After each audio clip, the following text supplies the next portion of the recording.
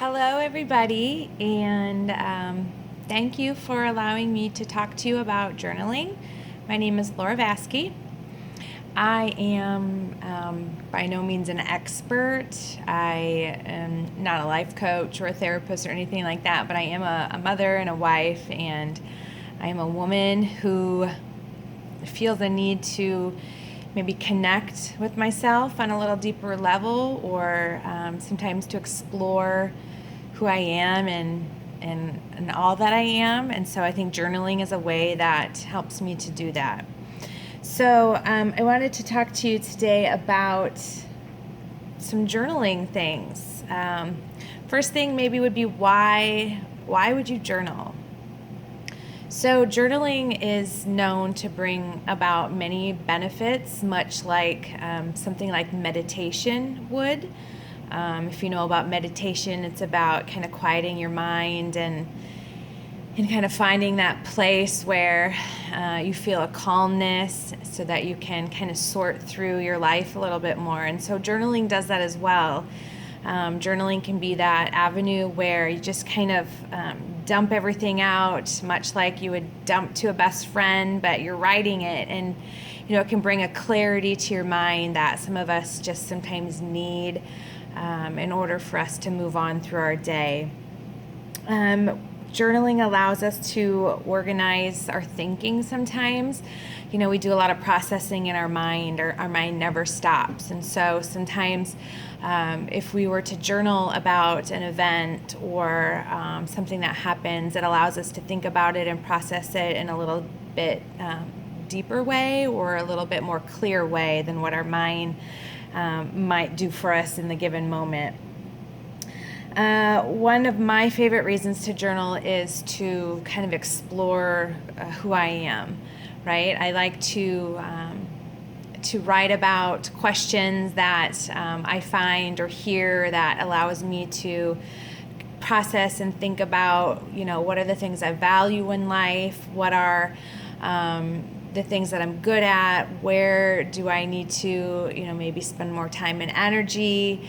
I'll talk more about that in a little bit with my own journal, but I just really enjoy journaling as an avenue to explore myself and then use that to maybe grow as a person, as a mother, as a wife.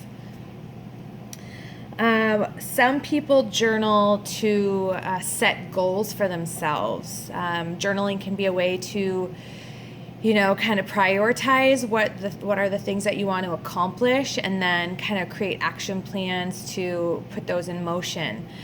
We can use journaling as a way to visualize the end product or the end result, that we're hoping to achieve based on these goals that we're setting.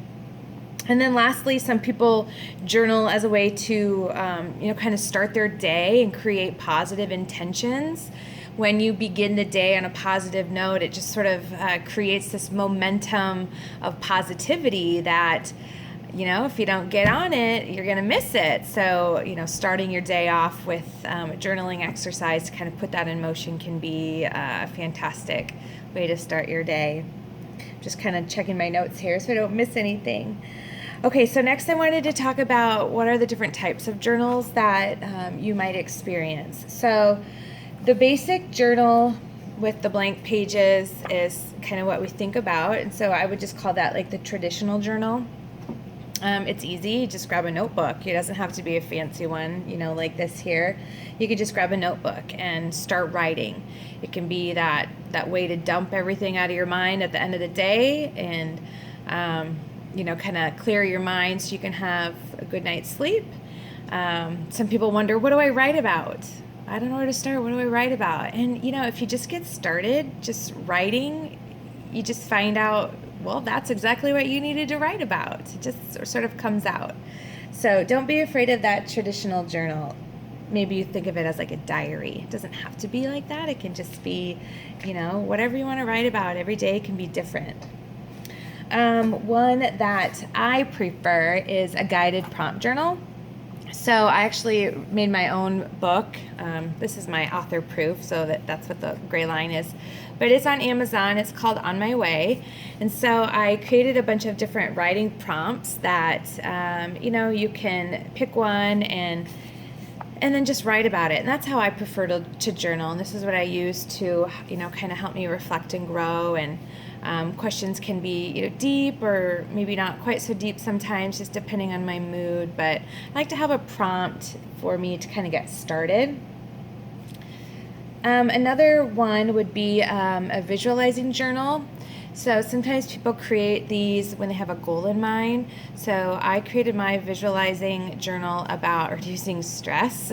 So I cut a bunch of things out and I kind of glued it onto the front. And then inside, the things that I write about are struggles that I'm having with reducing stress or techniques that are helping me to get rid of stress. And other topics might be, building relationships or losing weight or, whatever goal you have that you want to focus on. You can create your visualization journal about that. Another one I don't have, but they're really popular right now. They're called bullet journals. And bullet journals are like an organizational type journal where you make bullet points in your journal that kind of help you organize lists of things. So it could be like goals that you have. It could be things you want to accomplish this week. A lot of people do little sketches and things in their bullet journals. They create symbols that, mean things to them that they include in their journal. They're pretty popular right now. I'm a teacher, and so a lot of the girls in my classes like to do those as well. But I don't have one, so I can't show you. Sorry. Another type of journal is just specific topic journals. So you can find journals about traveling. You can find journals about gratitude. You can find motivational journals. I have a gratitude journal as well. So in this every day, you would list, things that you're grateful for. So it's specific to gratitude. So you can find all sorts of specific topic journals, as well. So I guess last thing to talk about, how often, how much do you journal? There is no right or wrong. It's just whatever feels good to you is what I would say. If you can't do 30 minutes, don't. If 5 minutes feels great, do 5 minutes. If you can't do it every day, then again, don't. Do it on the days where, it feels good and you feel connected to it. If you feel like, maybe you have a day where your mind is confused or you just have something that needs to come out or you just really want to talk to somebody but nobody's there, that's a good time to journal. If something great happened and you just want to sit with that for a while and feel what that feels like, that would be a great time to journal. But again, there's no right or wrong, and just do whatever feels good for you. So there you go. That's all that I have to say about journaling. I hope that you find something, in this that maybe connects with you and you find a place that you can get started. And good luck to you and enjoy. Thanks.